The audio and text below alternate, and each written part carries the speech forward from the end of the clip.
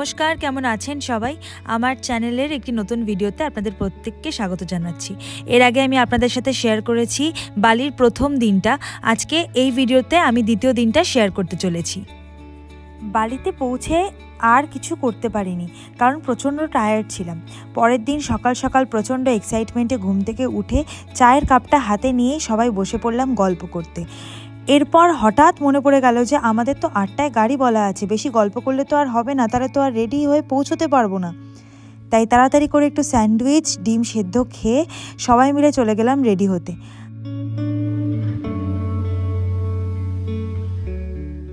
তারপর যাই হোক, অ্যাজ ইউজুয়াল লেট হয়ে গেল আমাদের। 8টার জায়গায় 9টার সময় গিয়ে গাড়ির সামনে দাঁড়ালাম।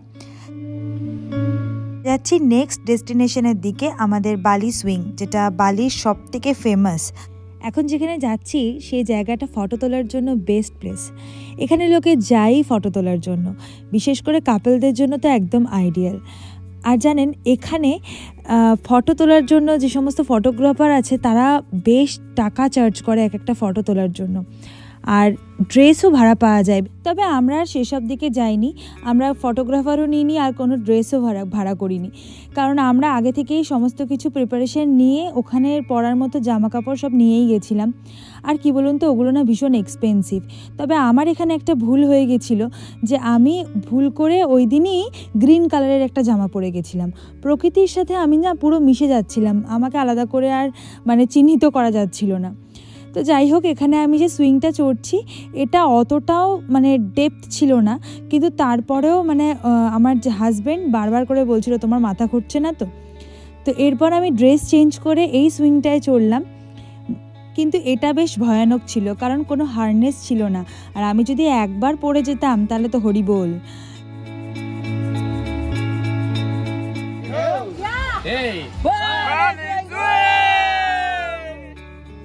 এই সুইংটা সব থেকে বড় ছিল। তবে কি বলুন তো, আমি ছোটোবেলা থেকেই দোলনা টোলনা চড়তে বেশ ভালোই বাসি, তাই আমার অতটা এগুলোতে ভয় করে না। আমার থেকে বেশি ভয় আমার হাজব্যান্ডের করছিল, যে এই বুঝি পড়ে গেল আর বুঝি বউকে দেখতে পেল না সারা জীবনের জন্য।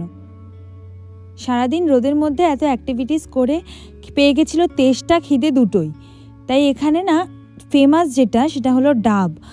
বাপরে, ডাবের যা সাইজ, আর তাতে প্রায় 1 থেকে 1.5 লিটার তো জল থাকেই মনে হয়। আমি ও দুজনে খেয়ে শেষ করতে পারছিলাম না। আর মিষ্টি কথা হবে না কোনো, এখানকার ডাবের সাথে ওখানকার ডাবের কোনো তুলনাই হয় না।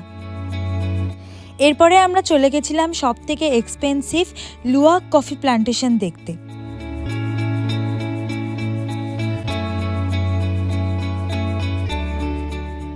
আর এটা ডেসক্রাইব করছি না, অ্যাকচুয়ালি প্রসেসিংটা কি তোমরা সবাই গুগল করলেই জেনে যাবে।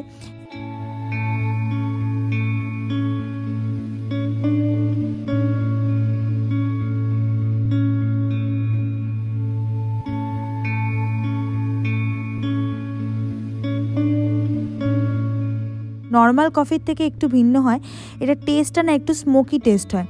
আর এই যে ওই প্রাণীটার মূর্তি করা হয়েছে এখানে বিশাল বড় করে,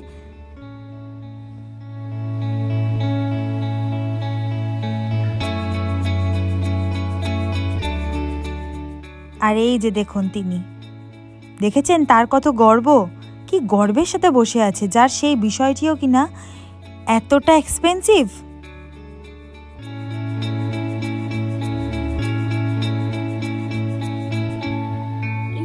The tasting of the coffee, is it chargeable? So for the luwak coffee, yeah, we doesn't have the tester, but we have the tester for the free another coffee like that.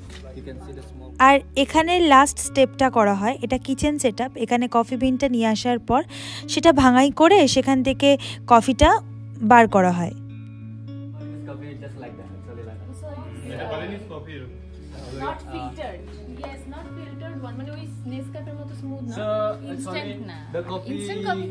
the coffee product have the two kind, the fine powder and the medium powder. Okay. So that's, I think that still have grown, that's a medium powder.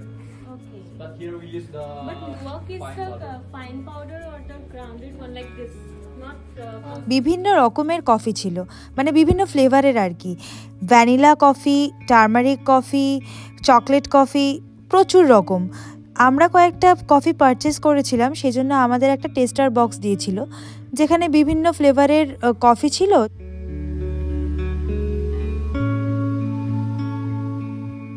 এরপর চলে গেছিলাম একটা waterfall দেখতে, যেটা একদমই ভালো ছিল না। আমাদের যেরকম বলা হয়েছিল সেরকমটা তো একটুকুও নয়, আমাদের একদমই ভালো লাগেনি। তাও যখন পৌঁছে গেছি একটু পোজ দিয়ে দিচ্ছি। বেশ ক্লান্ত হয়ে এখন চলে যাচ্ছি রুমের দিকে, কারণ আর শরীরে এতটুকু এনার্জি বাকি নেই।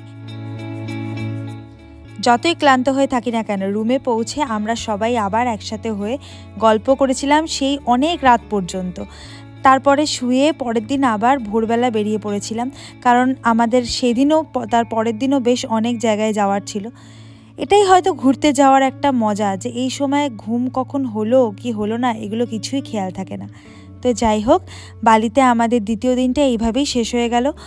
তৃতীয় দিনে কি করলাম না করলাম সেটার জন্য আপনাদের একটু অপেক্ষা করতে হবে। আর যদি ভিডিওটা ভালো লেগে থাকে তাহলে অবশ্যই লাইক, কমেন্ট, শেয়ার করতে কেউ কিন্তু ভুলবেন না। আজকের ভিডিওটা এই পর্যন্তই। আপনাদের সাথে দেখা হবে পরের কোনো ভিডিওতে।